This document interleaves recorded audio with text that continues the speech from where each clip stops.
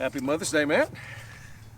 Happy Mother's Day to Yeah, you, Doug. Yeah, happy Mother's Day. I feel like we're gonna do this the whole time. What was that? The murder gnats. Oh, murder hornet. Or Dude, I don't know You about. got- I hadn't seen any hornets, but I have been infested with gnats. Yeah. I don't know. yeah, I don't know. But yeah, happy Mother's Day. Yep. Happy Big Mother's Day to you if you're watching and you're a mother. Yeah. So happy Mother's Day. Yep. So what kind of stuff you think about when you think about Mother's Day? Well, I don't know if you can see behind us. There's a couple ladies back there. We're not talking about the dogs. No. We are talking about our wonderful wives, Stephanie and what's your wife's name? Amber. Amber. Yeah.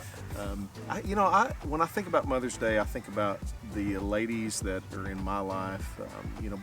My wife Stephanie, whose mom Mary Jo is a godly, wonderful woman, and of course my mom Ruth Goodman is a lady that I've always looked up to, set an example for me for many years. I know for you too. You've got wonderful ladies. Oh yeah, same.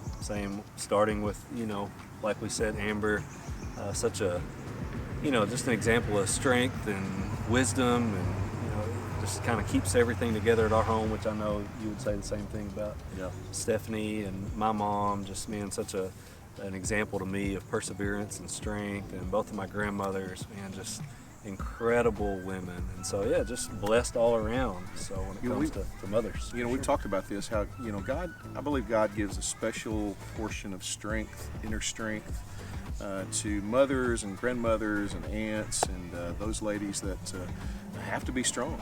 And so I'm thankful for those ladies who have set an example for me in my life. So, yeah, we even found some examples, kind of like what we're talking about in Scripture. yeah, patterns that we Strong, can, godly women, mothers. Yep, exactly.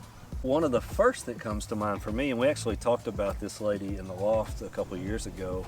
She's got a really long, weird Old Testament name. We simply referred to her as Mama J, which was Moses' mother in the book of Exodus. Yep. And man, you talk about a woman who incredible strength, courage, poise under pressure. How she cared for Moses in the fear of really not just Moses' life, but her own life. Yeah. Just an incredible woman that we see kind of an example of all those things we talked about. Yeah. I always think of, when I think of strong women in the Bible, I think of Hannah. In the Bible, in the book of 1 Samuel, it talks about Hannah and how she was, she begged God for a son. And she was maybe even made fun of or ridiculed because she could not have any children. But finally, God granted her a son. She was so thankful. In fact, we learned from Hannah, what I learned is that she dedicated Samuel to the Lord. Mm-hmm. And I love that when I read about that and think about how mothers, godly mothers dedicate their children to God, understand that their children are a gift from the Lord. And Fun fact. so, I'm impressed you didn't lose your train of thought though, because I know he doesn't like Ella. oh no, I do. I love Ella. Fun fact. Most of the time. Tune in Sunday morning, 9 a.m. Brother Paul's message, 1 Samuel chapter 1. Really? Hannah. You didn't know that? I didn't know that. You didn't know that. Got the inside scoop. Yep. Hey, I'll tell you, Mom, you can't talk about moms in the Bible without thinking about Mary. Mary. Yep. Man, you talk about a mother that, the Bible describes her as being a humble servant, and we see all throughout Jesus' life just how she kind of weaves in and out of the story of just, man, this grace and love and just kind of always there, like always with her son. It's an incredible example we see in the life of Mary. Yeah. Even until the very end, there was just a few left that were at the cross. Yep. And one of those was Mary. Yep, the she was mother there. of Jesus. And so what dedication to her son, and really a great pattern of motherhood for all mothers. Do you think it's safe to say that you could kind of sum up the character of a godly woman or a godly mother out of Proverbs chapter 31? Oh yeah. Proverbs 31 gives us the pattern of a godly woman, and something that I think every woman especially women of the Lord, can reach for this pattern. It says in Proverbs chapter 31, starting with verse 10, it says, "Who can find a virtuous and capable wife? She is more precious than rubies. Her husband can trust her, and she will greatly enrich his life. She brings him good, not harm, all the days of her life." What a great pattern. Yeah. It goes on. I'll read this bottom part here. And moving down to verse 25, it says, "She's clothed with strength and dignity, and she laughs without fear of the future. When she speaks, her words are wise, and she gives instructions with kindness. She carefully watches over everything in her household and suffers nothing from laziness. Her children stand and bless her. Her husband praises her. There are many virtuous and capable women in the world, but you surpass them all. Charm is deceptive, and beauty does not last, but a woman who fears the Lord will be greatly praised. Reward her for all she has done, and let her deeds publicly declare her praise." Yep. And I know that you can see that pattern or that picture of a godly woman in this. These ladies that you mentioned, your mother, your grandmother. Same with me, and I love that picture that God gives of a virtuous woman, particularly a mother that we're talking about. So one more thing I think about when I think about just a godly woman and mother is how much power is involved in that. Yeah. You think about the power of a godly woman, really a parent, a father or a mother in this case, but we're talking about a mother who has the power to shape the next generation, someone who teaches the truth of God and the love of God to the next generation. Yeah, it wasn't but just maybe a few months ago when I had the opportunity I was preaching down in Sheridan, and my mom and my grandma and my grandpa, but since we're talking about moms, my mom and my grandma had the opportunity to come up and be there in the service. And it just so happened that night I was preaching about Timothy and how he was the product of, it wasn't just by happenstance or by accident, but the Bible clearly says that he was raised by godly women. Yeah. Eunice and Lois, his mother and his grandmother. Yeah. And it was such a neat thing to have my mom and my grandma there. And I don't claim to be a Timothy, but I do claim to be a product of those two women for sure. Yeah. Let me read just a little bit in 2 Timothy chapter 1, verse 5. It says that, "I remember your genuine faith," talking about Timothy, "for you share the faith that first filled your grandmother Lois," that you were talking about, and your mother Eunice. "And I know that same faith continues strong in you." And so that torch of faith was passed down, from Lois to Eunice, and finally to Timothy, and such power that mothers, that godly women hold to pass that along to their children, and even their grandchildren. Oh, absolutely. And maybe a niece or a nephew. So.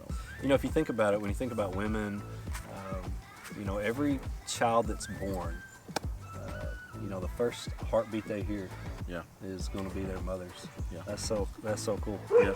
And for me, as a child, some of my first memories are of my mom, and I really think mothers, the Bible says that we're made in the image of God, and I really believe that mothers kind of represent that the gentle, kind of the loving aspect of God.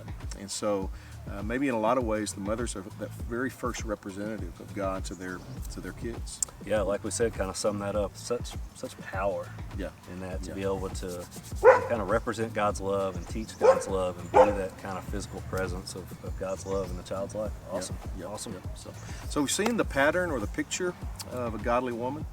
We saw where Proverbs 31 really describes that pattern of godliness, a virtuous woman. Yep, and we know there's power in a mother's love that can pass on from generation to generation. So, I know that there's no such thing as a perfect human being. There was only one, and he lived 2,000 years ago. And there's no such thing as a perfect mom. Maybe not everyone watching had that great godly example that we did. But I want to, through this, I just want to encourage. Maybe there are some moms or some young ladies watching that are encouraged by the patterns that are set forth in Proverbs 31, and by the power that we see in Lois and Eunice to raise a godly child, a godly grandson. Yep. Yeah, we're also always, anytime you look through Scripture, we're reminded of God's grace and God's forgiveness and how His mercies are new every morning. Yep. And so just also a reminder of God's forgiveness and mercy and grace through these stories. Yep, yep. We hope that you have a wonderful Mother's Day this weekend. And I just want to challenge you with this.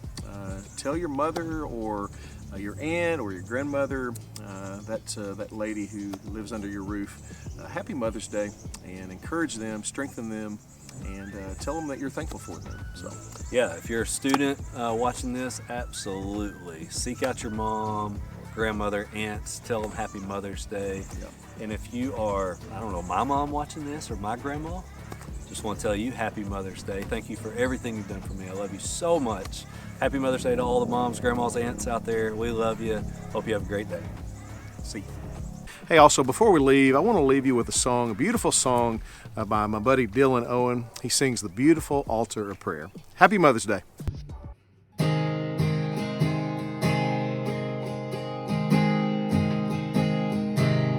One day in an old country church house, I heard Mother pray for me there. She prayed for the Savior to guide me to the beautiful altar of prayer. She walked down the aisle there toward me. The tears then came to her eyes. She said, "Son, I've been praying for you, for fear that in sin you might die." Oh, the beautiful altar of prayer. I know Mother prayed for me there. She prayed for the Savior to guide me to the beautiful altar of prayer. My soul has been saved by the Master in the dark road of sin and despair. And I'm thankful to my dear loving mother and the beautiful altar of prayer. Oh, the beautiful altar of prayer. I know Mother prayed for me there.